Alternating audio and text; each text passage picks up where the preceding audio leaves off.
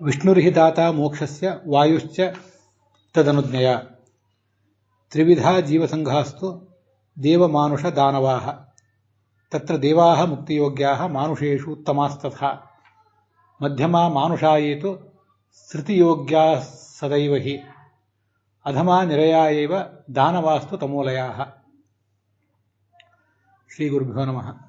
ಭಾಗವತೆ ದ್ವಿತೀಯೇ ಸ್ಕಂಧೆ ದಶಮೇ ಅಧ್ಯಾಯೇ ಏಕಚತ್ವಾರಿಂಶಃ ಶ್ಲೋಕಃ. ಎರಡನೇ ಸ್ಕಂದದ 10ನೇ ಅಧ್ಯಾಯದ 41ನೇ ಶ್ಲೋಕಃ. ವ್ಯಾಖ್ಯಾನ ಪುರಸ್ಸರಃ ಇದಾನೀಂ ಉಪನ್ಯಸ್ಯತೆ. ತಸ್ಯೈವ ಚ ಭಾಗವತ ಗ್ರಂಥಸ್ಯ ಭಾಗವತ ತಾತ್ಪರ್ಯಸ್ಯ ಮಹಾಭಾರತ ತಾತ್ಪರ್ಯ ನಿರ್ಣಯಸ್ಯ ಗೀತಾ ತಾತ್ಪರ್ಯಸ್ಯ ಚ ये विषयाः तत्र तत्र संवर्णिताः तेषां सर्वेषामपि विषयाणां मेलनं येषु भागेषु यथाशक्ति मया संवर्णिते. यथा समयमिति तु न वदामि.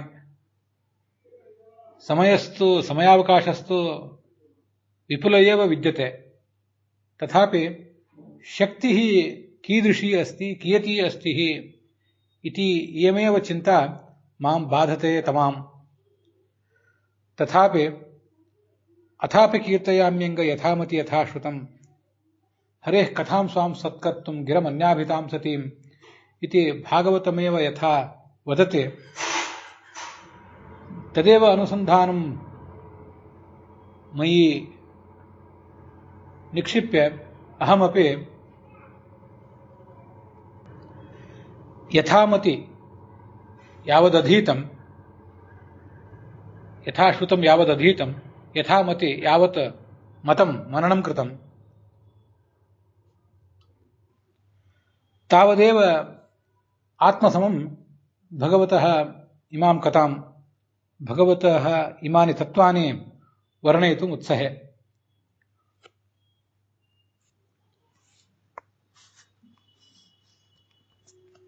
यदि भगवतः कथाः नोपन्यस्यन्ते न च श्रूयन्ते तदा सर्वेषाम् अस्माकं गिरः अन्यगामिन्यः भवन्ति. ताः अन्यगामिनीः गिरः निरुध्य भगवन्मुखीः कर्तुमेव अयं प्रयासः प्रवर्तते. तत्र भगवदधीनाः ये त्रिविधाः जीवसङ्घाः देवमानुषदानवाः ये तत्र मुक्तियोग्याः ये च श्रुतियोग्याः ये च तमोयोग्याः इत्ययं विषयः अनुवर्तते. ಈ ಭಗವಂತನ ಅಧೀನರಾದ 3 ಥರದ ಜೀವರೇನಿದ್ದಾರೆ ದೇವಮಾನುಷ ದಾನವರು, ಅದರಲ್ಲಿ ಮುಕ್ತಿಯೋಗ್ಯರ್ಯಾರು, ನಿತ್ಯ ಸಂಸಾರಿಗಳು ಯಾರು, ತಮೋಯೋಗ್ಯರು ಯಾರು ಅನ್ನುವುದ ಒಂದು ವಿವರವನ್ನು ನಾವು ಭಾಗವತ ತಾತ್ಪರ್ಯದ, ಮಹಾಭಾರತ ತಾತ್ಪರ್ಯ ನಿರ್ಣಯದ ಹಾಗೆ ಗೀತಾ ತಾತ್ಪರ್ಯದ ಬೆಳಕಿನಲ್ಲಿ ನೋಡ್ತಾ ಇದ್ದೀವಿ. ಈ ಎಲ್ಲ ಸಂಗತಿಗಳನ್ನು ಯಥಾಮತಿ ಹೇಳ್ತೇನೆ ಅಂತ ಅಂದ್ಕೊಂಡಿದ್ದೇನೆ. ಯಥಾ ಸಮಯ, ಎಷ್ಟು ಸಮಯ ಇದೆಯೋ ಅಷ್ಟು ಹೇಳ್ತೀನಿ ಅಂತೇನು ಹೇಳಬೇಕಾದ್ದಿಲ್ಲ. ನಮ್ಮ ಎದುರಿಗೆ ಸಮಯಾವಕಾಶ ವಿಪುಲವಾಗಿಯೇ ಇದೆ. ಆದರೆ ಆ ವಿಪುಲವಾದ ಸಮಯಾವಕಾಶದಲ್ಲಿಯೂ ನಾನೆಷ್ಟು ಶ್ರವಣ ಮಾಡಿದ್ದೇನೋ, ಎಷ್ಟು ಶ್ರವಣ ಮಾಡ್ತಾ ಇದ್ದೇನೋ ಇನ್ನೂ ಕೂಡ, ಮತ್ತು ಎಷ್ಟು ನನಗೆ ಮನನಕ್ಕೆ ಎಟುಕಿದೆಯೋ ಅಷ್ಟನ್ನು ತಮ್ಮೆದುರಿಗೆ ಪ್ರಸ್ತುತಪಡಿಸ್ತಾ ಇದ್ದೇನೆ. ಹೀಗೆ ಮಾಡಿದ್ದರಿಂದ ನಮ್ಮ ಇಂದ್ರಿಯಗಳು ಬೇರೆ ಕಡೆ ಹೋಗುವುದು, ಬೇರೆ ಯಾವುದೋ ಲೌಕಿಕ ವಿಷಯಗಳ ಕಡೆಗೆ ಧಾವಿಸುವುದು ತಪ್ಪುತ್ತದೆ. ಭಗವಂತನ ಕುರಿತಾದ ತತ್ವಗಳನ್ನು ನಾವು ಮತ್ತೆ ಶ್ರವಣ ಮಾಡದೆ ಹೋದರೆ, ಮನನ ಮಾಡದೆ ಹೋದರೆ, ಹಾಗೆ ಭಗವಂತನ ಕುರಿತು ನಾವು ಧ್ಯಾನ ಮಾಡದೆ ಹೋದರೆ ನಮ್ಮ 5 ಜ್ಞಾನೇಂದ್ರಿಯಗಳು, 5 ಕರ್ಮೇಂದ್ರಿಯಗಳು, ಮನಸ್ಸು, ಇವು ಈ ಒಳಗಿನ ಜೀವಾತ್ಮನನ್ನು ಬೇಳೆ ಎಲ್ಲಿಗೋ ಸೆಳೆದು ಒಯ್ದು ಬಿಡ್ತವೆ. ಹಾಗಾಗದಿರಲಿ, ಶುದ್ಧವಾದ ತತ್ವಜ್ಞಾನ ನಮಗೆ ಬರಬೇಕು ಅನ್ನುವುದಕ್ಕಾಗಿ ಈ ಒಂದು ಪ್ರಯತ್ನವನ್ನು ಮಾಡ್ತಾ ಇದ್ದೇವೆ. ನನ್ನ ಅಧ್ಯಯನದಲ್ಲಿ, ನನ್ನ ಮನನದಲ್ಲಿ ಏನು ಬಂದಿದೆ ಅನ್ನೋದನ್ನು, ನಾನು ಏನು ಕಂಡುಕೊಂಡಿದ್ದೇನೆ ಅನ್ನೋದನ್ನು ನಿಮ್ಮ ಎದುರಿಗೆ ಹೇಳಲಿಕ್ಕೆ ತೊಡಗಿದ್ದೇನೆ. ಕೇವಲ 41ನೇ ಶ್ಲೋಕಕ್ಕೆ ಈ 4-6 ದಿವಸಗಳ ಪ್ರವಚನ ಸುದೀರ್ಘ ಅನಿಸಬಹುದು. ಆದರೆ ಆ ಎಲ್ಲ ವಿಷಯಗಳನ್ನು ಆಳವಾದ ಮನನಕ್ಕೆ ಒಳಪಡಿಸಬೇಕು ಅನ್ನುವ ದೃಷ್ಟಿಯಿಂದ ಈಗ ನಮಗೆ ಮಾಡಬೇಕನಿಸಿದೆ.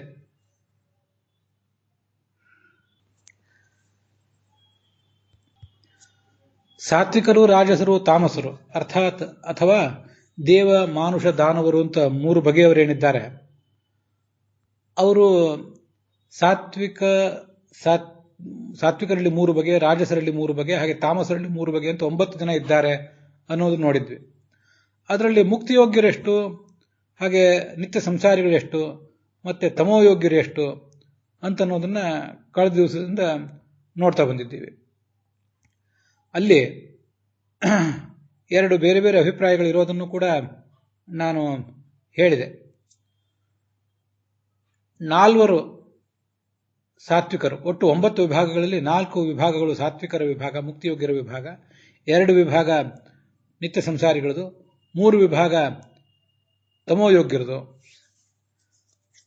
ಅಂತ ಒಂದು ಲೆಕ್ಕಾಚಾರ. ಮತ್ತೊಂದು ಲೆಕ್ಕಾಚಾರದಲ್ಲಿ 4 ಮುಕ್ತಿಯೋಗ್ಯರು, 4 ತಮೋಯೋಗ್ಯರು, ಹಾಗೆ 1 ನಿತ್ಯ ಸಂಸಾರಿಗಳು ಅಂತ ಇನ್ನೊಂದು ಲೆಕ್ಕಾಚಾರವನ್ನು ಕೂಡ ಕಳೆದ ದಿವಸ ನಾವು ನೋಡಿದ್ವಿ. ಬೇರೆ ಬೇರೆ ಕಡೆ ಬಂದಿರುವ ಪ್ರಮಾಣಗಳನ್ನು ನಾವು ಗಮನಿಸಿದಾಗ ಹೀಗೆ ಭಿನ್ನ ಭಿನ್ನ ಅಭಿಪ್ರಾಯಗಳು ಬರುವ ಸಾಧ್ಯತೆ ಇದೆ ಅಂತ ನಾವು ನೋಡಿದ್ವಲ್ಲ. ಇದಾದ ಮೇಲೆ ಅದನ್ನ ಮತ್ತಷ್ಟು ಮನನಕ್ಕೆ ಒಳಪಡಿಸಬೇಕು ಅಂತ ನಾನು ಕಂಡಾಗ, ಸಾತ್ವಿಕರು, ರಾಜಸರು, ತಾಮಸರು ಅಂತ ಏನು 3 ವಿಧ ಇದ್ದಾರಲ್ಲ, ಅವರು ಸಾತ್ವಿಕರು, ಸಾತ್ವಿಕ ರಾಜಸರು, ಸಾತ್ವಿಕ ತಾಮಸರು, ಹಾಗೆ ರಾಜಸ ಸಾತ್ವಿಕರು, ರಾಜಸರು, ರಾಜಸ ತಾಮಸರು, ತಾಮಸ ಸಾತ್ವಿಕರು, ತಾಮಸ ರಾಜಸರು, ತಾಮಸ ತಾಮಸರು ಅಂತ ಒಟ್ಟು 9 ಜನ ಆಗ್ತಾರಲ್ಲ, ಅದನ್ನೇ ಮತ್ತಷ್ಟು ಹಿಗ್ಗಿಸಿದ್ರೆ ಅದು 27 ವಿಭಾಗಗಳಾಗಿ ಪರಿಣಮಿಸ್ತದೆ. ಆ ಥರ 27 ವಿಭಾಗವಾಗಿ ಅದನ್ನು ಮಾಡಿಕೊಂಡಾಗ ಈ ಕಳೆದ ದಿವಸ ಮತ್ತು ಅದರ ಹಿಂದಿನ ದಿವಸ ಒಂದೇನು ಈ ಮತಭೇದ, ಅದರಲ್ಲಿ ನಿತ್ಯ ಸಂಸಾರಿಗಳು ಎಷ್ಟು ಜನ ಮತ್ತೆ ತಮೋಯೋಗ್ಯರು ಎಷ್ಟು ಜನ ಅನ್ನೋದ್ರ ಬಗ್ಗೆ, ನಿರ್ದಿಷ್ಟವಾಗಿ ನಿತ್ಯ ಸಂಸಾರಿಗಳು ಎಷ್ಟು ಜನ ಅನ್ನೋದ್ರ ಬಗ್ಗೆ ಆ ಬೇರೆ ಬೇರೆ ಏನು ಉಲ್ಲೇಖಗಳಿವೆ ಅವುಗಳಲ್ಲಿ ಒಂದು ತೀರ್ಮಾನವನ್ನು ನಾವು ಮಾಡಿಕೊಳ್ಳಿಕ್ಕೆ ಅನುಕೂಲ ಆಗ್ತದೆ ಅಂತ ಕಾಣಿಸ್ತದೆ ನನಗೆ. ತಾತ್ಪರ್ಯ ನಿರ್ಣಯದ 1ನೇ ಅಧ್ಯಾಯದ 85-86ನೇ ಶ್ಲೋಕಗಳಲ್ಲಿ ಮನುಷ್ಯೋತ್ತಮರನ್ನ ಮುಕ್ತಿಯೋಗ್ಯರು ಅಂತನೂ, ಮನುಷ್ಯಾಧಮರನ್ನ ನಿತ್ಯ ಸಂಸಾರಕ್ಕೆ ಯೋಗ್ಯರು ಅಂತನೂ, ಮನುಷ್ಯಾಧಮರನ್ನ ನಿರಯೋಗ್ಯರು ಅಂತನೂ ವರ್ಣನೆ ಮಾಡಿದ್ದಾರೆ. ತಾತ್ಪರ್ಯ ನಿರ್ಣಯದ 116 ಮತ್ತು 117ನೇ ಶ್ಲೋಕ, ಅದೇ 1ನೇ ಅಧ್ಯಾಯವೇ, ಅಲ್ಲಿ ನಾವು ಕಳೆದ ದಿವಸ ನೋಡಿದ್ದೀವಿ.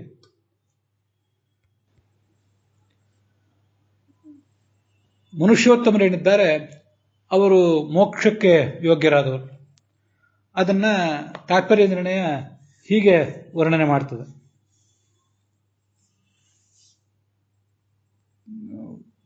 ಕಿಂಚಿತ್ ಭಕ್ತಿ ಯುತಾಹ ನಿತ್ಯ ಉತ್ತಮಾಸ್ತೇನ ಮೋಕ್ಷಿಣಃ ಅಂತ.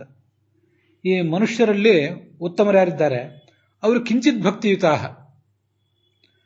ವಿಷ್ಣುವಿನಲ್ಲಿ ಸ್ವಲ್ಪ ಭಕ್ತಿ ಇದ್ದವರು. ಅವರು ಮನುಷ್ಯೋತ್ತಮರು ಅಂತ ಅನ್ಸ್ಕೊಂಡವರಿಗೆ ಕಿಂಚಿತ್ ಭಕ್ತಿ, ಆದ್ರಿಂದ ಅವ್ರು ಮೋಕ್ಷಕ್ಕೆ ಹೋಗ್ತಾರೆ.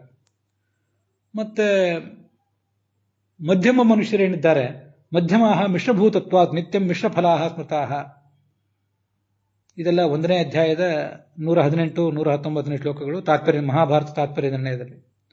ಮಧ್ಯಮರು ಮಿಶ್ರಫಲ ಉಳ್ಳವರಾಗಿರ್ತಾರೆ.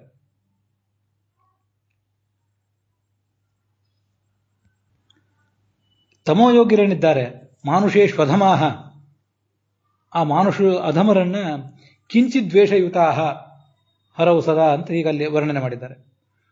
ಹೀಗೆ ಆ 1ನೇ ಅಧ್ಯಾಯದ 118-119ನೇ ಶ್ಲೋಕಗಳಲ್ಲಿ ಯಾರಿಗೆ ಭಕ್ತಿ ಇದೆ ಅವರು ಮನುಷ್ಯೋತ್ತಮರು, ಸ್ವಲ್ಪ ಭಕ್ತಿ ಇದ್ದವರು. ಮಿಶ್ರವಾದ ಸ್ವಭಾವ ಇದ್ದವರು ಮಧ್ಯಮರು, ಮಿಶ್ರಭೂತತ್ವಾತ್, ಅವರ ಸ್ವಭಾವವೇ ಸಮ್ಮಿಶ್ರಣ ಆಗಿರ್ತದೆ. ಅದರಿಂದ ಸಿಗುವ ಫಲವೂ ಕೂಡ ಮಿಶ್ರವಾದದ್ದೇ ಆಗಿರ್ತದೆ. ಕೇವಲ ಸುಖ ಆಗಲಿ ಕೇವಲ ದುಃಖ ಆಗಲಿ ಇರೋದಿಲ್ಲ. ಅವರಿಗೆ ಸುಖವೂ ಆಗ್ತದೆ, ದುಃಖವೂ ಆಗ್ತದೆ. ಅದಕ್ಕೆ ಕಾರಣ ಏನಂದ್ರೆ ಒಮ್ಮೆ ಭಕ್ತಿ ಮಾಡ್ತಾರೆ, ಒಮ್ಮೆ ದ್ವೇಷ ಮಾಡ್ತಾರೆ. ಹೀಗೆ ಎರಡೂ ಅವರಲ್ಲಿವೆ ಅಂತ ಅಲ್ಲಿ ಕಂಡು ಬರ್ತದೆ. ಭಕ್ತಿಗೆ ಫಲವಾಗಿ ಸುಖ, ದ್ವೇಷದ ಫಲವಾಗಿ ದುಃಖ ಎರಡೂ ಕೂಡ ಅವರಿಗೆ ದೊರೆತದೆ ಅಂತ ಅದರ ತಾತ್ಪರ್ಯ. ಈ 1ನೇ ಅಧ್ಯಾಯದ 118, 119 ಶ್ಲೋಕಗಳಲ್ಲಿ ಯಾರು ಮುಕ್ತಿಯೋಗ್ಯರು, ಯಾರು ತಮೋಯೋಗ್ಯರು, ಯಾರು ನಿತ್ಯ ಸಂಸಾರಿಗಳು ಅಂತ ಹೇಳಲಿಲ್ಲ. ಅದನ್ನು 85, 86ನೇ ಶ್ಲೋಕಗಳಲ್ಲೇ ವರ್ಣನೆ ಮಾಡಿದ್ದಾರೆ. ಇನ್ನು ಗೀತಾ ತಾತ್ಪರ್ಯದ 18ನೇ ಅಧ್ಯಾಯದ ಅಲ್ಲಿ 41ನೇ ಶ್ಲೋಕದಲ್ಲಿ ಸಾತ್ವಿಕರು ಯಾರು, ರಾಜಸರು ಸಾತ್ವಿಕರಲ್ಲ, ರಾಜಸ ಸಾತ್ವಿಕರು, ಮನುಷ್ಯರಲ್ಲಿ ರಾಜಸ ಸಾತ್ವಿಕರು ಯಾರು, ರಾಜಸರು ಯಾರು, ಹಾಗೆ ರಾಜಸ ತಾಮಸರು ಯಾರು ಅನ್ನೋದನ್ನ ವರ್ಣನೆ ಮಾಡಿದ್ದಾರೆ. ಅವ್ರ ಸ್ವಭಾವ ಹೇಗಿರ್ತದೆ ಅಂತ.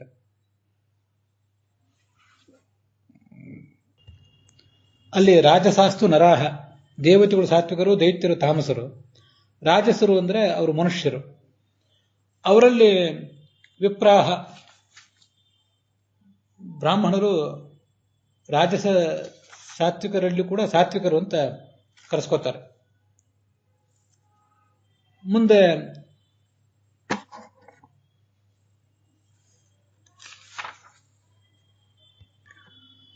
ಅವರಲ್ಲಿ ಕ್ಷತ್ರಿಯರು ಅಂತ ಬರ್ತಾರೆ, ಅದಾದ್ಮೇಲೆ ವೈಶ್ಯರು ಬರ್ತಾರೆ, ಅದಾದ್ಮೇಲೆ ಶೂದ್ರರು ಅಂತ ಬರ್ತಾರೆ.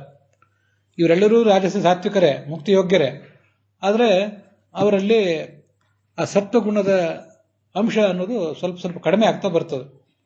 ಅತಿ ಹೆಚ್ಚು ಬ್ರಾಹ್ಮಣನಲ್ಲಿ ಇರ್ತದೆ. ಇದು ಇಲ್ಲಿ ಹೇಳ್ತಿರುವುದು ಮುಕ್ತಿಯೋಗ್ಯರಾದ ಜೀವರಲ್ಲಿ ಮುಕ್ತಿಯಲ್ಲಿಯೂ ಅನುವೃತ್ತ ಆಗುವಂತಹ ಒಂದು ವರ್ಣ ವ್ಯವಸ್ಥೆ. ಇದಿಷ್ಟು ರಾಜಸ ಸಾತ್ವಿಕರ ಬಗ್ಗೆ ಆದ ಮೇಲೆ ಮುಂದೆ ರಾಜಸರ ಬಗ್ಗೆ ಹೇಳ್ತಾರೆ. ತ್ರೈವಿಧ್ಯ ಮಾತ್ರ ವಿಷ್ಣೋರ್ಯೇ ಸರ್ವಾಧಿಕ್ಯೇ ಸಂಶಯ ಅನ್ಯಾಧಿಕ್ಯಂ ನಮನ್ಯಂತೆ ಶ್ರೀಷಾದ್ ರಾಜಸಾಹ. ಇದನ್ನೊಂದ್ಸರಿ ಹೇಳಿದ್ದೆ, ಮತ್ತೊಂದ್ಸರಿ ಈಗ ನಾವು ವಿಮರ್ಶೆ ಮಾಡಬೇಕಾಗಿರೋದ್ರಿಂದ ಕೈಗೆತ್ಕೋತಾ ಇದ್ದೇನೆ. 3 ವೇದಗಳಲ್ಲಿ ಹೇಳಿರುವ ಕರ್ಮವನ್ನು ಮಾಡ್ತಾರೆ, ಆದ್ದರಿಂದ ಅವರಿಗೆ ತ್ರೈವಿಧ್ಯರು ಅಂತಾರೆ. ಪರಮಾತ್ಮ ಸರ್ವೋತ್ತಮ ಎಂಬ ವಿಷಯದಲ್ಲಿ ಅವರಿಗೆ ಸಂಶಯ ಇರ್ತದೆ. ಆದರೆ ಪರಮಾತ್ಮನಿಗಿಂತ ಭಿನ್ನರಾದ ದೇವತೆಗಳನ್ನು ಸರ್ವೋತ್ತಮ ಅಂತ ಅವರೇನು ಉಪಾಸನೆ ಮಾಡ್ತಿರೋದಿಲ್ಲ. ಇಂಥವ್ರನ್ನ ರಾಜಸರು ಅಂತ ಅನ್ಬೇಕು. ಇನ್ನು ತಾಮಸರು ಅಂತ ಏನಿದ್ದಾರೆ ಅವರಿಗೆ ಭಗವಂತನ ಸರ್ವೋತ್ತಮತ್ವದ ಬಗ್ಗೆ ಜ್ಞಾನ ಇಲ್ಲ, ಅವನ ದ್ವೇಷವನ್ನು ಕೂಡ ಅವರು ಮಾಡೋದಿಲ್ಲ ಅಂತ ಹೀಗೆ ಆ ಗೀತಾ ತಾತ್ಪರ್ಯದಲ್ಲಿ ವರ್ಣನೆ ಬಂದಿದೆ. ಅಜ್ಞಾಹ ವಿಷ್ಣು ದ್ವೇಷಹೀನಾಹ ಸರ್ವೇ ರಾಜಸ ತಾಮಸಾಹ. ಈ ರಾಜಸ ಸಾತ್ವಿಕರಿಗೂ ಅವರಂತೂ ಮುಕ್ತಿಯೋಗ್ಯರು. ಮುಂದೆ ಬರುವಂತಹ ರಾಜಸರು ಮತ್ತು ರಾಜಸ ತಾಮಸರು ಏನಿದ್ದಾರೆ ಅವರಿಗೆ ಇದೇ ವ್ಯತ್ಯಾಸ. ರಾಜಸ ಸಾತ್ವಿಕರಿಗೆ ಭಗವಂತನ ಸರ್ವೋತ್ತಮತ್ವದ ಅರಿವಿದ್ದೇ ಇರ್ತದೆ, ಅದರಿಂದಲೇ ಅವರು ಮುಕ್ತಿಗೆ ಹೋಗ್ತಾರೆ. ರಾಜಸರಿಗೆ ಭಗವಂತನ ಸರ್ವೋತ್ತಮತ್ವದಲ್ಲಿ ಸಂಶಯ ಇರ್ತದೆ.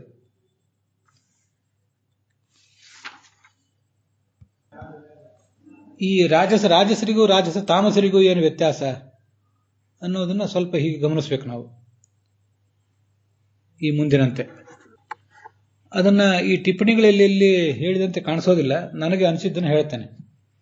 ಈ ರಾಜಸರೇನಿದ್ದಾರೆ ಭಗವಂತ ಸರ್ವೋತ್ತಮ ಆಗಿರುವ ಸಾಧ್ಯತೆ ಇದೆ ಅಂತ ಒಂದು ಸಂಭಾವನಾ ಇದೆ ಅವರಿಗೆ. ಆದರೆ ಪೂರ್ಣ ನಿರ್ಣಯ ಇಲ್ಲ, ಒಂದಿಷ್ಟು ಸಂಶಯ ಇದೆ. ಈ ರಾಜಸರು ಹೀಗೆ ಸಂಶಯ ಇದ್ರೂ ಕೂಡ ಭಗವಂತನಿಗಿಂತ ಭಿನ್ನರಾದವರನ್ನು ಯಾರನ್ನೂ ಸರ್ವೋತ್ತಮ ಅಂತ ತಿಳಿದಿಲ್ಲ. ರಾಜಸ ತಾಮಸರಿಗೆ ಭಗವಂತ ಸರ್ವೋತ್ತಮ ಆಗಿರುವ ಸಾಧ್ಯತೆ ಇದೆ ಅಂತ ಸಂಶಯನೂ ಇಲ್ಲ. ಅವರಿಗೆ ಅದ್ರ ಬಗ್ಗೆ, ಅದಕ್ಕಾಗಿ ಅವ್ರನ್ನ ಅಜ್ಞರು ಅಂತ ಹೇಳೋದು. ಪೂರ್ಣವಾದ ಅಜ್ಞಾನವೇ ಇರುವುದಕ್ಕಿಂತ ಸ್ವಲ್ಪ ಸಂಶಯ ಇರುವುದು ಒಳ್ಳೆಯದು ಅಂತ ಕಾಣಿಸ್ತದೆ. ಭಗವಂತ ಸರ್ವೋತ್ತಮ ಆಗಿದ್ದಾನೆ ಅನ್ನೋದ್ರ ಬಗ್ಗೆ ಅವರಿಗೆ ಅರಿವೇ ಇಲ್ಲ. ನಿಶ್ಚಯ ಅಂತೂ ಇಬ್ಬರಿಗೂ ಇಲ್ಲ. ಅದರ ಬಗ್ಗೆ ಜ್ಞಾನವೇ ಇಲ್ಲ. ಅವರು ಅದ್ರ ಬಗ್ಗೆ ನಾಟ್ ಬಾದರ್ಡ್ ಅಟ್ ಆಲ್ ಅಂತ ಹೇಳ್ಬೋದು ನಾವು, ಈ ರಾಜಸ ತಾಮಸರು. ವಿಷ್ಣು ಸರ್ವೋತ್ತಮತ್ವದ ಬಗ್ಗೆ ತಿಳಿದೇ ಇಲ್ಲ ಅವರಿಗೆ. ಅಜ್ಞಾಹ ಅಂತ ಶಬ್ದದಿಂದ ಅದನ್ನು ಹೇಳಬೇಕು. ಆದರೆ ಅವನ ಬಗ್ಗೆ ದ್ವೇಷವನ್ನು ಅವ್ರು ಮಾಡೋದಿಲ್ಲ. ಆದ್ರಿಂದ ಅವರು ರಾಜಸ ತಾಮಸರು. ಇವ್ರಿಗಿಂತ ಮೇಲಿನ ರಾಜಸರು ವಿಷ್ಣು ಸರ್ವೋತ್ತಮತ್ವದ ಬಗ್ಗೆ ಜ್ಞಾನ ಇದೆ, ಆದರೆ ಅದರ ಬಗ್ಗೆ ಅವರಿಗೆ ಪೂರ್ಣವಾದ ನಿಶ್ಚಯ ಇಲ್ಲ. ಇದು ಹೀಗೆ, ಈ ಕಾರಣದಿಂದ ರಾಜಸರು ರಾಜಸ ತಾಮಸರಿಗಿಂತ ಮೇಲೆ ಇದ್ದಾರೆ. ಆ ರಾಜಸರೇ ಮಿಶ್ರವಾದ ಫಲ ಇದ್ದವರು, ಮಧ್ಯಮರು ಅಂತ ಅವರನ್ನೇ ಕರೆದದ್ದು. ಮಿಶ್ರವಾದ ಸ್ವಭಾವ ಇದ್ದವರು.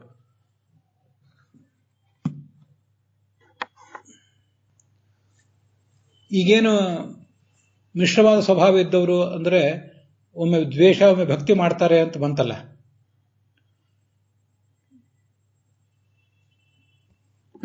ಇದಕ್ಕೆ ವಾದಿರಾಜ ಸ್ವಾಮಿಗಳು ಹೇಳಿದ್ದು ಕಿಂಚಿತ್ ಭಕ್ತಿಯುತಾಹ. ಒಮ್ಮೆ ಭಕ್ತಿ ಒಮ್ಮೆ ದ್ವೇಷ ಮಾಡ್ತಾರೆ ಅಂತ ವಾದಿರಾಜ ಸ್ವಾಮಿಗಳ ಮಾತಿನಲ್ಲಿ ಕಂಡು ಬರ್ತದೆ, ಭಾವಪ್ರಕಾಶಿಕಾದಲ್ಲಿ. ಆದರೆ ಈ ಮಧ್ಯಮರು ಒಮ್ಮೆ ದ್ವೇಷ ಮಾಡ್ತಾರೆ, ಒಮ್ಮೆ ಭಕ್ತಿ ಮಾಡ್ತಾರೆ ಅನ್ನುವುದು ಸ್ವಲ್ಪ ನನಗಿನ್ನೂ ಅನುಮಾನಕ್ಕೆ ವಿಷಯವಾಗಿ ಉಳಿದಿದೆ, ಸಂಶಯಕ್ಕೆ ವಿಷಯವಾಗಿ ಉಳಿದಿದೆ. ಯಾಕೆಂದ್ರೆ ಮಧ್ಯಮರು ಅಂದ್ರೆ ರಾಜಸರು, ರಾಜಸ ತಾಮಸರು ಇನ್ನೂ ಕೆಳಗಿನವರು. ಅವರೇ ಭಗವಂತನಲ್ಲಿ ದ್ವೇಷ ಮಾಡೋದಿಲ್ಲ. ಮತ್ತೆ ಹಾಗಾದ್ರೆ ಈ ರಾಜಸರು ದ್ವೇಷ ಹೇಗೆ ಮಾಡ್ತಾರೆ? ಅದರಿಂದ ವಾದಿರಾಜ ಸ್ವಾಮಿಗಳು ಹೇಳಿದ ಆ ವಿಷಯದಲ್ಲಿ ನನಗೊಂದು ಸ್ವಲ್ಪ ಗುಮಾನಿಗಳಿವೆ, ಇನ್ನು ಮನನ ಮಾಡಬೇಕಾದದ್ದಿದೆ. ಇದರ ಬದಲು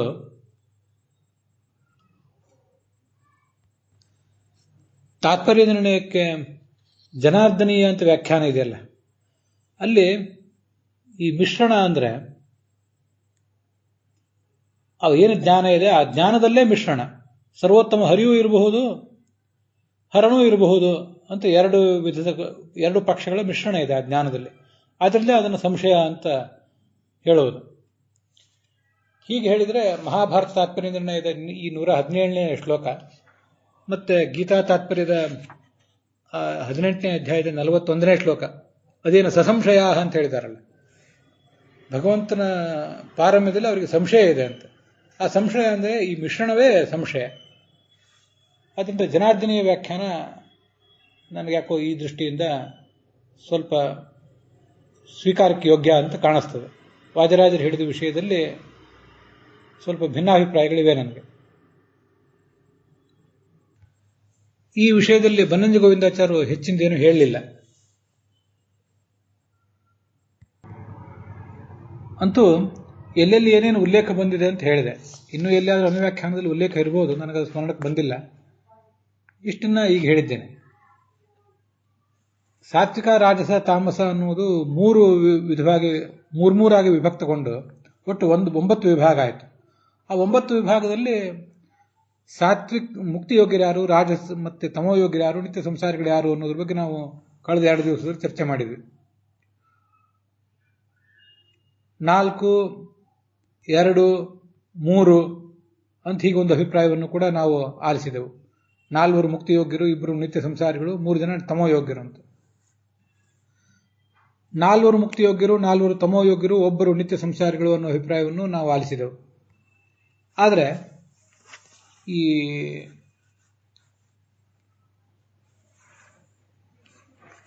ಇವೆರಡರಲ್ಲಿ ಯಾವ ಪಕ್ಷವನ್ನು ಒಪ್ಕೋಬೇಕು ಅನ್ನೋದ್ರ ಬಗ್ಗೆ ಒಂದು ಗೊಂದಲ ನಮಗೆ ಉಳಿತದೆ. ಅದಕ್ಕಾಗಿ ನಾನೊಂದಿಷ್ಟು ಈ ಥರ ಮುಂದಿನಂತೆ ಮನನ ಮಾಡಿದ್ದೇನೆ.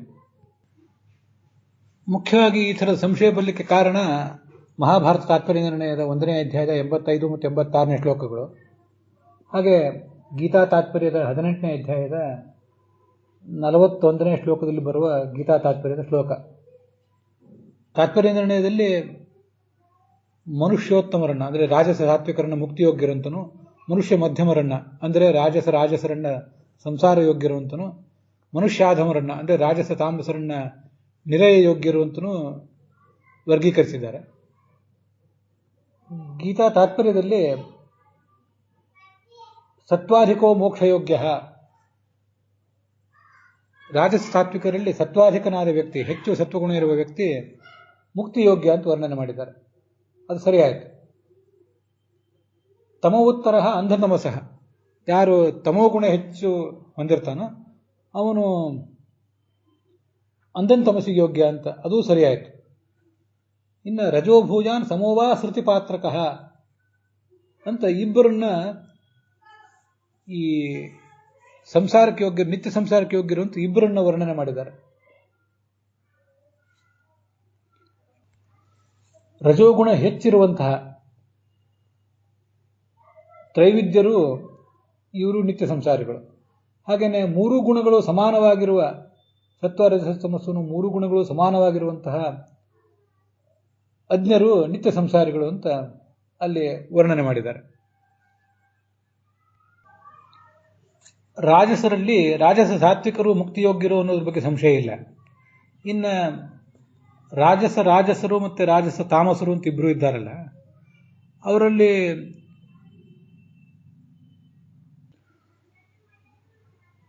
ನಿತ್ಯ ಸಂಸಾರಿಗಳು ಯಾರು ಮತ್ತು ತಮೋಯೋಗ್ಯರು ಯಾರು ಅಂತ ಒಂದು ಗೊಂದಲ ಉಳಿತದೆ. ಗೋವಿಂದಾಚಾರ್ಯ ಹೇಳುವಂತೆ ರಾಜಸ ಸಾತ್ವಿಕರಂತೂ ಮುಕ್ತಿಯೋಗ್ಯರು, ರಾಜಸರು ಮಧ್ಯಮರೇನಿದ್ದಾರೆ ಸಂಸಾರಕ್ಕೆ ಪಾತ್ರರು. ಇನ್ನು ಮನುಷ್ಯರಲ್ಲಿ ಅಧಮರಾದ ರಾಜಸ ತಾಮಸರು ನಿತ್ಯ ನರಕಕ್ಕೆ ಹೋಗ್ತಾರೆ ಅಂತ ಗೋವಿಂದಾಚಾರ್ಯ ಹೇಳಿದ್ದಾರೆ. ಪುರಾಣಿಕಾಚಾರ್ಯರು ತಮ್ಮ ಗೀತಾ ತಾತ್ಪರ್ಯ ಇತ್ಯಾದಿಗಳನ್ನು ಅನುವಾದ ಮಾಡುವಾಗ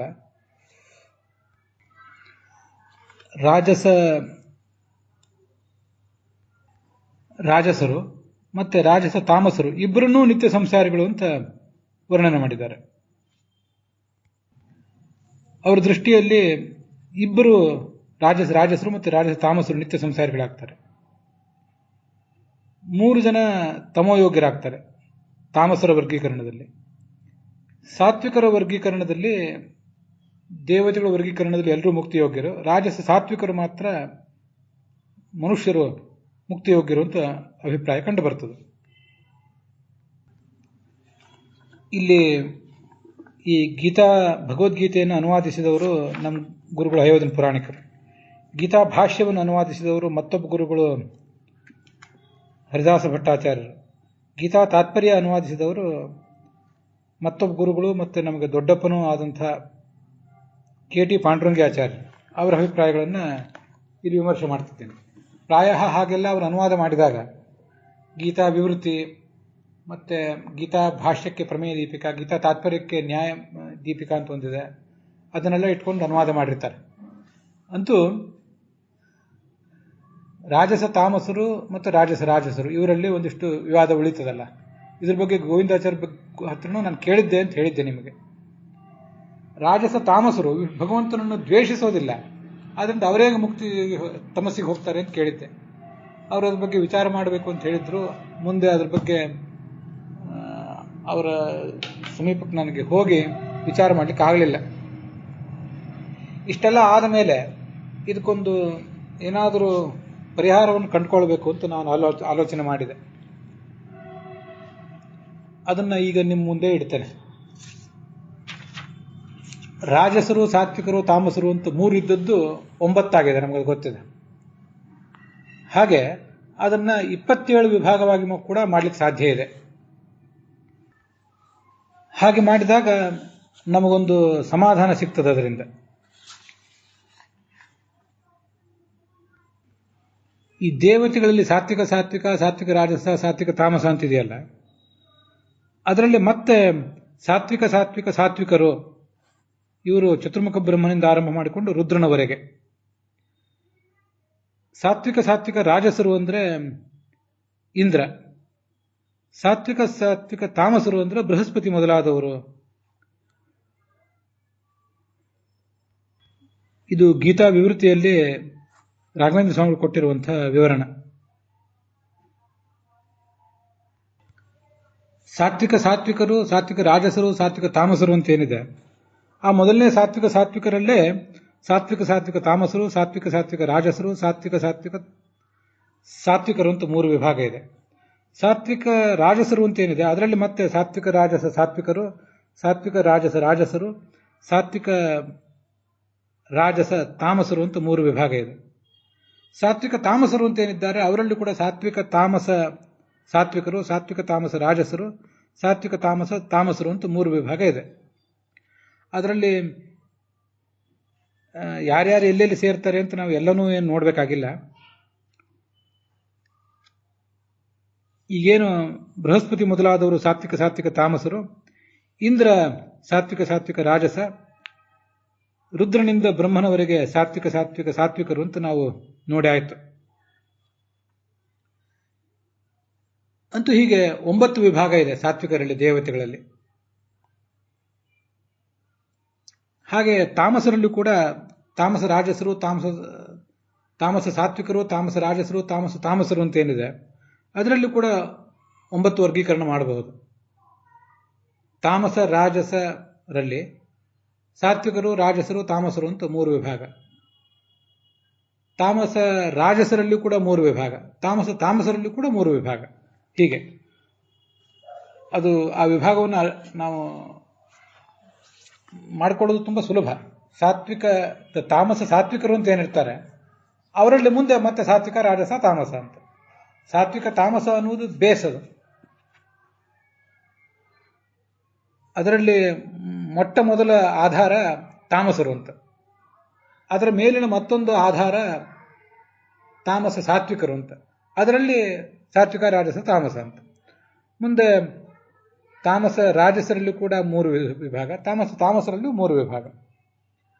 ದೇವತೆಗಳ 9 ವಿಭಾಗ ಮತ್ತು ದೈತ್ಯರ 9 ವಿಭಾಗಗಳೇನಿವೆ ಇವುಗಳ ಬಗ್ಗೆ ಒಂದು ಸ್ಪಷ್ಟವಾದ ಚಿತ್ರಣ ನಮಗೆ ಸಿಕ್ಕೇ ಸಿಗ್ತದೆ. ಅದ್ರ ಬಗ್ಗೆ ಏನು ಸಂಶಯ ಇಲ್ಲ.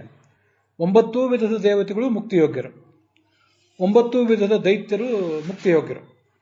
ಅವರು ಯಾರ್ಯಾರು ಅಂತ ಅನ್ನೋದನ್ನು ನಮಗೆ ತಿಳಿಲಿಕ್ಕಾಗದೇ ಇರಬಹುದು. ಅಂತೂ ಅವರೆಲ್ಲ ಆ 9 ವಿಧದ ದೈತ್ಯರು ಕೂಡ ತಮೋಯೋಗ್ಯರು. ನಾನು ಅನೇಕ ಗ್ರಂಥಗಳನ್ನು ನನ್ನ ಮನಸ್ಸಿನಲ್ಲಿ ಇಟ್ಕೊಂಡು ಮನಸ್ಸಿನ ಮೇಲೆ ಒಂದು ಒತ್ತಡ ಹಾಕ್ಕೊಂಡು ಹೇಳುವಾಗ ಕೆಲವು ಕಡೆ ಮುಕ್ತಿ ಅಂತ ಹೇಳುವಾಗ ತಮಸ್ಸು ಅಂತ ಹೇಳುವಾಗ ಮುಕ್ತಿ ಅಂತಲೂ ಹೇಳಿದರೆ ಬಹುಶ್ರುತರಾದಂತಹ ನೀವು ಅದನ್ನು ಮನ್ನಿಸಬೇಕು. 9 ವಿಧದ ದೇವತೆಗಳು ಮುಕ್ತಿಯೋಗ್ಯರು, 9 ವಿಧವಾದ ದೈತ್ಯರು ತಮೋಯೋಗ್ಯರು. ಒಟ್ಟು 27ರಲ್ಲಿ ಈಗ 18ರದು ವಿಷಯ ಪರಿಹೃತ ಆಯಿತು. ಇನ್ನು 9 ಇದ್ದಾರಲ್ಲ ಈ ರಾಜಸರಲ್ಲಿ, ಅದನ್ನು 9 ವಿಭಾಗ ಏನೇನಂತ ನೋಡಬೇಕು. ರಾಜಸ ಸಾತ್ವಿಕ, ರಾಜಸ ತಾಮಸ ಅಂತ 3 ಇದೆ. ರಾಜಸ ಸಾತ್ವಿಕರಲ್ಲಿ ರಾಜಸ ಸಾತ್ವಿಕ, ಸಾತ್ವಿಕ ರಾಜಸ ಸಾತ್ವಿಕ ತಾಮಸ ಅಂತ 3 ಥರ.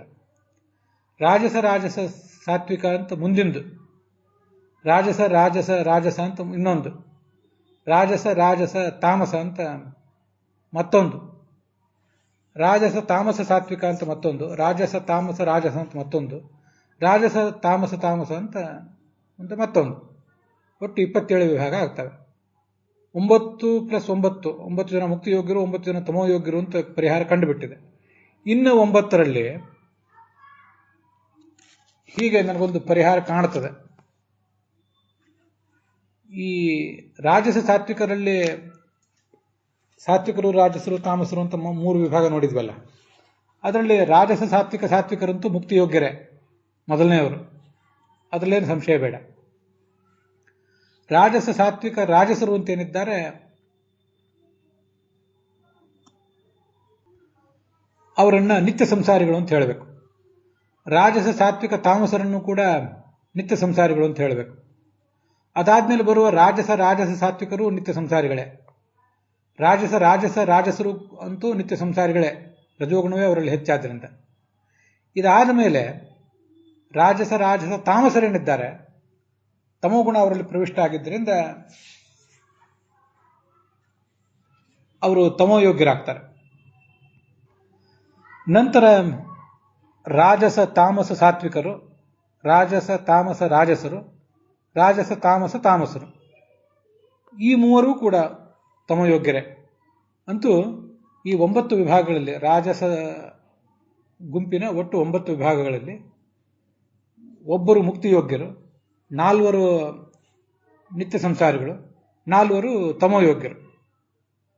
ಆದ್ದರಿಂದ ಒಟ್ಟಾರೆ ವಿಭಾಗದಲ್ಲಿ 9 ಜನ ದೇವತೆಗಳು ಸಾತ್ವಿಕರಲ್ಲಿ, ಮತ್ತೆ ರಾಜಸರಲ್ಲಿ ರಾಜಸ ಸಾತ್ವಿಕ ಅನ್ನುವ ಒಂದು ವಿಭಾಗ ಸೇರಿ 10 ಜನ ಮುಕ್ತಿಯೋಗ್ಯರಾಗ್ತಾರೆ. ರಾಜಸರ ಅಂದರೆ ಸಂಸಾರಿಗಳಲ್ಲಿ ಕೇವಲ 4 ನಿತ್ಯ ಸಂಸಾರಿಗಳಾಗ್ತಾರೆ.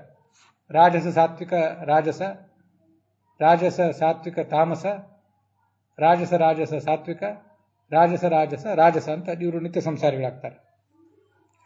ತಾಮಸರು 9 ವಿಧದ ದೈತ್ಯರಿದ್ದಾರೆ. ಅವ್ರ ಜೊತೆಗೆ ಮತ್ತೆ 4 ಸೇರ್ಕೊಳ್ತಾರೆ. ರಾಜಸ ತಾಮಸರು, ರಾಜಸ ತಾಮಸ ಸಾತ್ವಿಕರು, ರಾಜಸ ತಾಮಸ ರಾಜಸರು, ಹಾಗೆ ರಾಜಸ ತಾಮಸ ತಾಮಸರು ಅಂತ 4 ಸೇರ್ಕೋತಾರೆ. ಅಂತೂ ತಮೋಯೋಗ್ಯರ ಸಂಖ್ಯೆ 9 + 4 13 ಆಯಿತು. ಮುಕ್ತಿಯೋಗ್ಯರ ಸಂಖ್ಯೆ 10 ಆಯಿತು. ನಿತ್ಯ ಸಂಸಾರಿಗಳ ಸಂಖ್ಯೆ 4 ಆಯಿತು. 10 4 14 + 13 ಎಲ್ಲ ಸೇರಿ 27 ವಿಭಾಗಗಳಾದವು. ಇವೇ 27 ವಿಭಾಗಗಳು ಮೂಲತಃ 3 ಇದ್ದದ್ದು 9 ಆಗಿ, 9 ಇದ್ದದ್ದು ಮತ್ತೆ 3 ವಿಭಾಗವಾಗಿ ಕವಲುಕೊಂಡು 27 ಆಯಿತು. ಅಂತೂ ಈಗಿನ ವರ್ಗೀಕರಣವನ್ನು 10, 4 ಮತ್ತು 13, 10 ಜನ ಮುಕ್ತಿಯೋಗ್ಯರು, 10 ಗುಂಪುಗಳು, 4 ಗುಂಪುಗಳು ನಿತ್ಯ ಸಂಸಾರಿಗಳು, 13 ಗುಂಪುಗಳು ತಮೋಯೋಗ್ಯರು ಅಂತ ಇಷ್ಟು ಹೇಳಿದಂಗೆ ಆಗ್ತದೆ. ಇದು ಬೇರೆ ಯಾವ್ದು ಟಿಪ್ಪಣಿಗಳಲ್ಲಿ ಈ ಥರ ಬರಲಿಲ್ಲ. ಆದರೆ ನಾನು ಆಲೋಚನೆ ಮಾಡಿ ತಮ್ಮ ಎದುರಿಗೆ ಹಂಚಿಕೊಂಡಿದ್ದೇನೆ. ಇಲ್ಲೇನಾದರೂ ಭಿನ್ನಾಭಿಪ್ರಾಯ ಬರಬಹುದು. ದೊಡ್ಡವರು ಯಾರು ಹೇಳಿದ್ರೆ ಚೆನ್ನಾಗಿರ್ತಿತ್ತು. ಸಣ್ಣವರು ನಮ್ಮಂಥವ್ರು ಹೇಳಿದಾಗ ಸಹಜವಾಗಿ ಭಿನ್ನಾಭಿಪ್ರಾಯ ಬರ್ತಾರೆ. ಇಲ್ಲಿ 13 ಅಂತಿದ್ದನ್ನು 12 ಅಂತ ಇಟ್ಕೊಂಡು 10 ಇದ್ದದನ್ನು 11 ಮಾಡಬಹುದೋ ಏನೋ. 4 ನಿತ್ಯ ಸಂಸಾರಿಗಳು ಅಂತ ಹೇಳಿದ್ರೆ ಅದರಲ್ಲಿ 3 ಜನ ನಿತ್ಯ ಸಂಸಾರಿಗಳಾಗಬಹುದೋ ಏನೋ. ಹೀಗೆಲ್ಲ ಸ್ವಲ್ಪ ವ್ಯತ್ಯಾಸಗಳಿರುವ ಸಾಧ್ಯತೆ ಇದೆ. ಅಂತೂ ಒಂದು ವಿಷಯ ಸತ್ಯ, ಅನುವ್ಯಾಖ್ಯಾನದಲ್ಲಿ ಹೇಳಿದಂತೆ ತಾಮಸತ್ವಾಚ್ಚ ಲೋಕಸ್ಯ, ಮುಕ್ತಿಯೋಗ್ಯರಿಗಿಂತ ತಾಮಸರು ಯಾವತ್ತೂ ಹೆಚ್ಚು ಇರಬೇಕು. ಮುಕ್ತಿಯೋಗ್ಯರ ಸಂಖ್ಯೆ ಕಡಿಮೆ ಮತ್ತು ತಮೋಯೋಗ್ಯರ ಸಂಖ್ಯೆಯೇ ಹೆಚ್ಚು. ಈ ಥರ ಹೇಳಿದರೆ ಬನ್ನಂಜ ಗೋವಿಂದಾಚಾರ್ಯರ ಮತ್ತು ಹಯವದನ ಪುರಾಣಿಕರ 2 ವಿಭಿನ್ನವಾದ ಹೇಳಿಕೆಗಳು ಹೊಂದಾಣಿಕೆ ಕಾಣ್ತಾವೇನೋ ಅಂತ ನನಗೊಂದು ಆಲೋಚನೆ. ಇದು ಬನ್ನಂಜ ಗೋವಿಂದಾಚಾರ್ಯರ ಮತ್ತು ಹಯವದನ ಪುರಾಣಿಕಾಚಾರ್ಯರ ಪ್ರಶ್ನೆ ಅಲ್ಲ. ಮಹಾಭಾರತ ತಾತ್ಪರ್ಯ ನಿರ್ಣಯದ 1ನೇ ಅಧ್ಯಾಯದ 85 ಮತ್ತು 86ನೇ ಶ್ಲೋಕಗಳು, ಹಾಗೆ ಗೀತಾ ತಾತ್ಪರ್ಯದಲ್ಲಿ 4ನೇ ಅಧ್ಯಾಯ ಅಲ್ಲಿ ಚಾತುರ್ವರ್ಣ್ಯವನ್ನು ವರ್ಣಿಸುವಂತಹ 13ನೇ ಶ್ಲೋಕ, ಹಾಗೆ ಅಲ್ಲಿ ಬಂದಿರುವ ಭಾಗವತ ತಾತ್ಪರ್ಯ 18ನೇ ಅಧ್ಯಾಯದಲ್ಲಿ ಮತ್ತೆ 41ನೇ ಶ್ಲೋಕದಲ್ಲಿ ಬಂದಿರುವ ಭಾಗವತ ತಾತ್ಪರ್ಯ, ಇವುಗಳಿಗೆ ಹೇಗೆ ಹೊಂದಾಣಿಕೆ ಮಾಡಬೇಕು ಅನ್ನೋದು ನಮ್ಮ ಎದುರಿಗಿರುವಂತಹ ಪ್ರಶ್ನೆ. ತಾತ್ಪರ್ಯ ನಿರ್ಣಯದ 1ನೇ ಅಧ್ಯಾಯದಲ್ಲಿ ಮನುಷ್ಯಾಧಮರು ನಿರಯೋಗ್ಯರು ಅಂತಿದೆಯಲ್ಲ, ಆ ನಿರಯೋಗ್ಯರು ಅಂದರೆ ರಾಜಸ ತಾಮಸರು, ರಾಜಸ ತಾಮಸ ರಾಜಸರು, ಹಾಗೆ ರಾಜಸ ತಾಮಸ ಸಾತ್ವಿಕರು, ಹಾಗೆ ರಾಜಸ ತಾಮಸರು, ಇವರೇ ಮನುಷ್ಯಾಧಮರು ನಿರಯೋಗ್ಯರು ಅಂತ ತಿಳ್ಕೊಳ್ಬಹುದು. ಹಾಗೆ ಮನುಷ್ಯ ಮಧ್ಯರು ಅವರು ನಿತ್ಯ ಸಂಸಾರಿಗಳು ಅಂತ ಬಂತಲ್ಲ, ಅವರೇ ರಾಜಸರು, ರಾಜಸ ಸಾತ್ವಿಕರು, ಹಾಗೆ ರಾಜಸ ಸಾತ್ವಿಕ ತಾಮಸರು, ಇವರೇ ನಿತ್ಯ ಸಂಸಾರಿಗಳು ಅಂತ ಅದನ್ನು ತಿಳ್ಕೋಬಹುದು. ಮನುಷ್ಯೋತ್ತಮರಂತೂ ಮುಕ್ತಿಯೋಗ್ಯರಾಗೇ ಇದ್ದಾರೆ. ರಾಜಸರು ಮತ್ತೆ ರಾಜಸ ತಾಮಸರು ಇವರಿಬ್ಬರು ನಿತ್ಯ ಸಂಸಾರಿಗಳು ಅಂತ ಒಂದು ವಿಭಾಗ ಕೆಲವರು ಹೇಳಿದ್ರಲ್ಲ, ಪುರಾಣಿಕಾಚಾರ್ಯರ ಅನುವಾದದಲ್ಲೇ ಅದು ಕಂಡು ಬಂದಿತ್ತಲ್ಲ, ಅದನ್ನ ಈ ಮುಂದಿನಂತೆ ಹೊಂದಿಸಬಹುದು. ರಾಜಸರಂತೂ ನಿತ್ಯ ಸಂಸಾರಿಗಳೇ. ಇನ್ನು ರಾಜಸ ತಾಮಸರನ್ನ ತಮೋಯೋಗ್ಯರು ಅಂತ ನಾನೇನು ನನ್ನ ಅಭಿಪ್ರಾಯ ಹೇಳಿದ್ನಲ್ಲ, ಅವರನ್ನೇ ನಿತ್ಯ ಸಂಸಾರಿಗಳು ಅಂತ ಇಟ್ಕೊಂಡ್ರೆ ಪುರಾಣಿಕಾಚಾರ್ಯರ ಆ ಹೇಳಿಕೆ ಹೊಂದಾಣಿಕೆ ಕಾಣುತ್ತದೆ. ಇನ್ನು ಆ ರಾಜಸ ತಾಮಸರು ಅಂತೇನೆ ಒಂದು ವಿಭಾಗ ಹೇಳಿದೆ. ಅವರನ್ನ ತಮೋಯೋಗ್ಯರು ಅಂತ ಹೇಳುವ ಬದಲು ಸಂಸಾರಿಗಳು ಅಂತ ಹೇಳಿದ್ರೆ ಈ ಹೇಳಿಕೆ ಹೊಂದಾಣಿಕೆ ಕಾಣುತ್ತದೆ. ಗೋವಿಂದಾಚಾರ್ಯ ಅಭಿಪ್ರಾಯವೂ ಕೂಡ ಆವಾಗ ಹೊಂದುತ್ತದೆ. ನಾನೇನು 10 ಜನ ಮುಕ್ತಿಯೋಗ್ಯರು, 4 ನಿತ್ಯ ಸಂಸಾರಿಗಳು, 13 ಜನ ತಮೋಯೋಗ್ಯರು ಅಂತ ಹೇಳಿದೆ. ಅದರ ಬದಲು 10 ಜನ ಮುಕ್ತಿಯೋಗ್ಯರು, 5 ಜನ ನಿತ್ಯ ಸಂಸಾರಿಗಳು, 12 ಜನ ತಮೋಯೋಗ್ಯರು ಅಂತ ಇಟ್ಕೊಂಡ್ರೆ ಈ ಪುರಾಣಿಕಾಚಾರ್ಯ ಅಭಿಪ್ರಾಯವನ್ನು ಗೋವಿಂದಾಚಾರ್ಯ ಅಭಿಪ್ರಾಯವನ್ನು ಇಬ್ಬರನ್ನೂ ಹೊಂದಿಸಬಹುದು ಬೇರೆ ಬೇರೆ ದೃಷ್ಟಿಕೋನದಿಂದ. 3 ಇದ್ದಾಗ ತುಂಬಾ ಸಂಕೀರ್ಣ ಆಗಿಬಿಟ್ಟಿತ್ತು, ಗೊಂದಲಕ್ಕೆ ಕಾರಣ ಆಗಿತ್ತು. 9 ಇದ್ದಾಗ ಸ್ವಲ್ಪ ಪರಿಹಾರ ಕಂಡಿತ್ತು. 27 ಆದಾಗ ಮತ್ತೂ ಸ್ಪಷ್ಟೀಕರಣ ಸಿಗ್ತದೆ. 81 ಆದಾಗ ಮತ್ತಷ್ಟು ಸ್ಪಷ್ಟೀಕರಣ ಸಿಗಬಹುದು. ಇದೇನು 3 ಇದ್ದದ್ದು 9 ಮಾಡಿದ್ರಿ, 9 ಇದ್ದು 27 ಮಾಡಿದ್ರಿ, 27 ಇದ್ದು 81 ಮಾಡ್ಲಿಕ್ಕೆ ಹೊರಟಿದ್ದೀರಲ್ಲ, ಇದಕ್ಕೆ ಕೊನೆ ಎಂದು ಅಂತ ನೀವು ಕೇಳಬಹುದು. ಗೀತಾ ವಿವೃತ್ತಿಯಲ್ಲಿ ರಾಘವೇಂದ್ರ ಸ್ವಾಮಿಗಳು ಸಾತ್ವಿಕ ತಾಮಸ ರುದ್ರ, ಸಾತ್ವಿಕ ರಾಜಸರು ಸರಸ್ವತಿ, ಸಾತ್ವಿಕರು ಬ್ರಹ್ಮವಾಯುಗಳು ಅಂತ ವಿಭಾಗ ಮಾಡಿ ತೋರಿಸಿದ್ದಾರೆ. ಒಂದೊಂದು 4 ಆಗಿದೆ.